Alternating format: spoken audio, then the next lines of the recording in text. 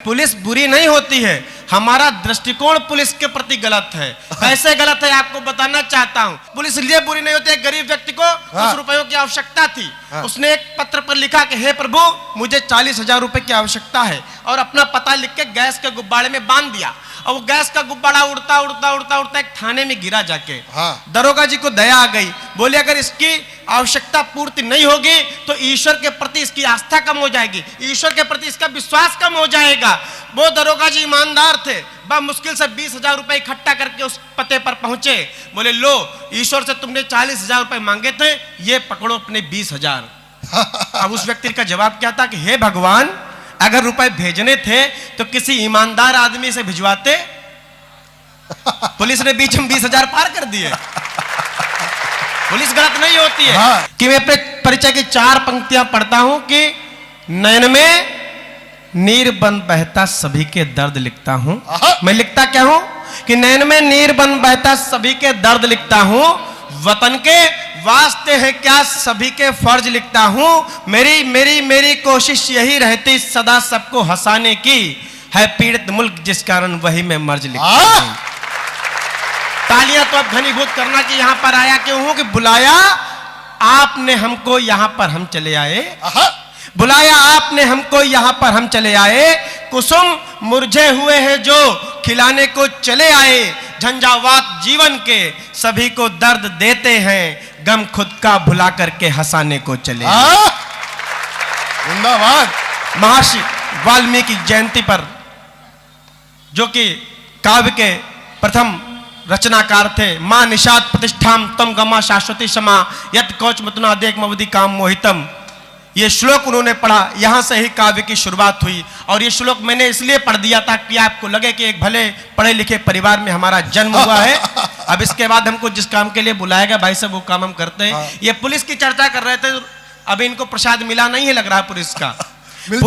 Police बुरी नहीं होती है, हमारा दृष्टिकोण पुलिस के प्रति गलत है। कैसे गलत है आपको बताना चाहता हूं। पुलिस इसलिए बुरी नहीं होती है, गरीब व्यक्ति को कुछ रुपयों की आवश्यकता थी, उसने एक पत्र पर लिखा कि हे प्रभु मुझे 40,000 रुपए की आवश्यकता है, और अपना पता लिख के गैस के गुब्बारे में बांध दिया, और वो गैस का गुब्बारा उड़ता उड़ता उड़ता उड़ता एक थाने में गिरा जाके।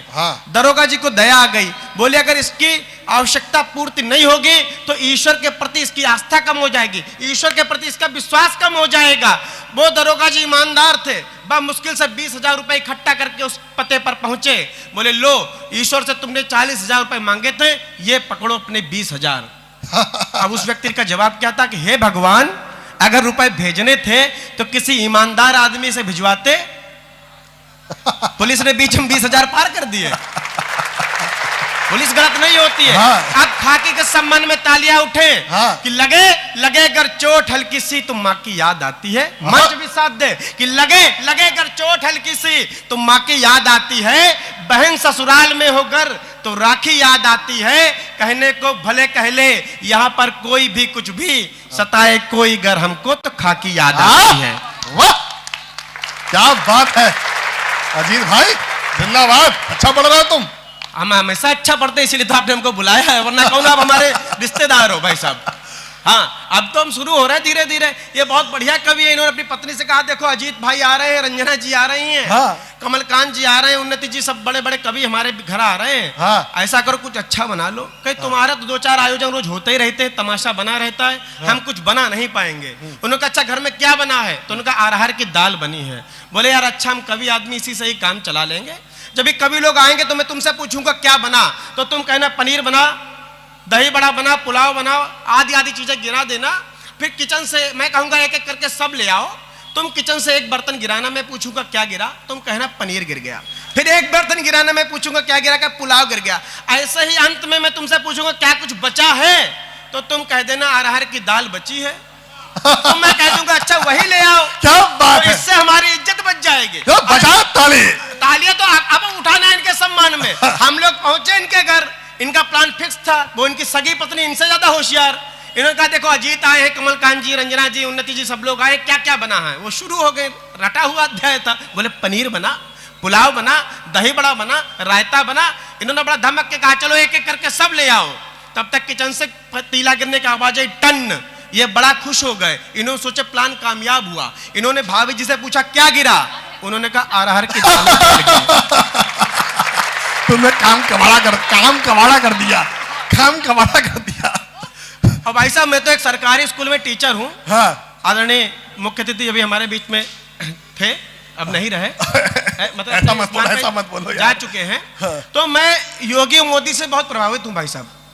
हम अखबार वाले भी हमारे पीछे पड़े रहते कि ये लोग बेसिक में सुधार नहीं करे। हमने बहुत सुधार करने की कोशिश की, आपको सच बता रहे कसम से। हाँ। हमने एक बच्चे की कॉपी पर लिखा कि इसको नहला धुलाकर विद्यालय भेजा करें।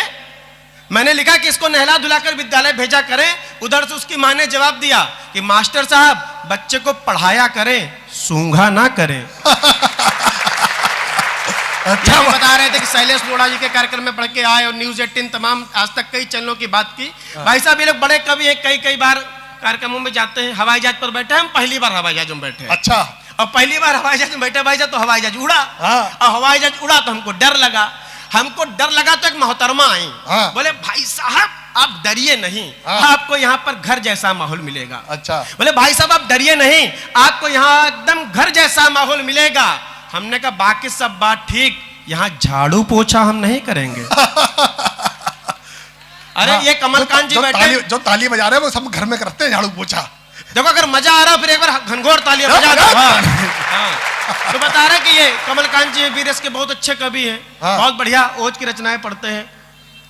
तो ये हमारे घर आ गए भाई साहब, बोले अजीत भाई आप कुर्ता पैजामा धो रहे हो, इतने बड़े कवि हो, शोभा नहीं देता, आप शादी कर लो। हमने इनके कहे में शादी कर ली। और इनकी बात जो मानता है उसका ईश्वर ही मालिक है भाई साहब। ये 2 महीने बाद फिर हमारे घर आए, बोले अजीत शादी के बाद भी कुर्ता पैजामा धो रहे हो। हमने कहा भाई साहब ध्यान से देखो सलवार सूट है। ये देखो सलवार सूट वाले ताली बजा रहे भाई साहब। प्रणाम करता हूँ युवा शक्ति बैठी, 4 पंक्तियां पढ़ता हूँ क्योंकि मुझ पर बीती वो आप पर ना बीते। इन पर दोनों हाथ उठाकर तालियों का ऐसा महोत्सव कर देना। हसीनों से चोचे लड़ाते रहोगे, कमाई पिता की उड़ाते रहोगे और हासिल ना होगा तुम्हें मजनूओं कुछ, मोहब्बत में जूते ही खाते रहोगे। लड़का काम का है। हाँ, मोहब्बत में जूते खाने ताली बजा रहा। अच्छा युवाओं को पता होने का आरोप लगाया जाता है, लेकिन जिनको राम राम कहना चाहिए ऐसे लोग जब 60 वर्ष की उम्र में जेल जाते हैं। अब आपका मन मांगता हूँ, प्यार मांगता हूँ और अपने ठाकों को तालियों में परिवर्तित कर देना कि झरे फूल फिर से महकने लगे हैं। वाह दादा वाह कह रहे, इनको समझ आ गई पहली पंक्ति। झरे फूल फिर से महकने लगे हैं, अंगार सोए दहकने लगे हैं। झरे फूल फिर से महकने लगे हैं, अंगार सोए दहकने लगे हैं। और नई जींस आई है दादी पहन के, बुढ़ापे में बाबा बहकने लगे हैं। अभी उन्नति जी कह रहे थे कि वो मेरे पिता जैसा दिखता है। ये सब फर्जी बातें ना किया करो मंच पे, इनसे कोई मतलब नहीं। मैं तो इनके चक्कर में पड़ना नहीं। मैं तो कहना चाहता हूँ कि सोना बाबू को मेला घुमाओ नहीं, अच्छा। बतासे का ठेला दिखाओ नहीं और छोड़ कर तुम्हें ये चली जाएंगी। व्यर्थ में इन पे पैसे उड़ाओ नहीं, व्यर्थ में इन पे पैसे उड़ाओ नहीं। कुछ छंद देना चाहता हूँ, मातृ शक्ति बैठी है। जब नई नई शादी होती है तो ससुर और दामाद के प्रसंग का आनंद लेना और अंतिम पंक्ति पर जितना प्रेम जितना उत्साह आप दे सकते देना। पढ़ता हूँ दीदी, स्वागत है। देवरानी जेठानी वाला क्या काम चल रहा पीछे। अभी आपकी बारी में पढ़ता हूँ कि बिटिया के बाप ने दामाद से कहा कि सुनो, बिटिया के बाप ने दामाद से कहा कि सुनो, पीते हो शराब बात हमसे छुपाई थी और धोखेबाज निकलोगे ऐसा एहसास न था, तुम पे भरोसा कर बिटिया बिहाई थी। तो ससुर की बात पे जमाई राजा बोल उठे, सिंघनी है बेटी फिर गाय क्यों जताई थी। ताली बजती यहाँ पर। सिंघनी है बेटी फिर गाय क्यों जताई थी, और बिटिया तुम्हारी खून पीती है ससुर जी, ये बात आपने भी नहीं हमें बतलाई थी। वाह, वो ऐसे इशारा कर रहे बोले हमको ऐसे ही आइटम मिला है। हमारी संवेदनाएं आपके साथ है भाई साहब। अच्छा नई नई शादी होती है तो होता क्या, सबसे ज्यादा प्रसन्न होती लड़के की माँ। लेकिन 6 महीने में चूल्हा अलग हो जाता। बहू अगर कम दिमाग की हो तो इस छंद को झेल ले कि सास ने बहू से कहा सुनो बिटिया हमारी, हाँ। संस्कार बेटों ने हमारे ने को पाए हैं, और मैं हूँ तेरी माता और नंद है बहन जैसी, पिता सम तुमने ससुर ठीक पाए हैं। तो डोरबेल बजते ही सास ने बहू से कहा किसने यहाँ पे देखो द्वार खटकाए हैं, अब तैयार रहना, हाँ। किसने यहाँ पे देखो द्वार खटकाए हैं।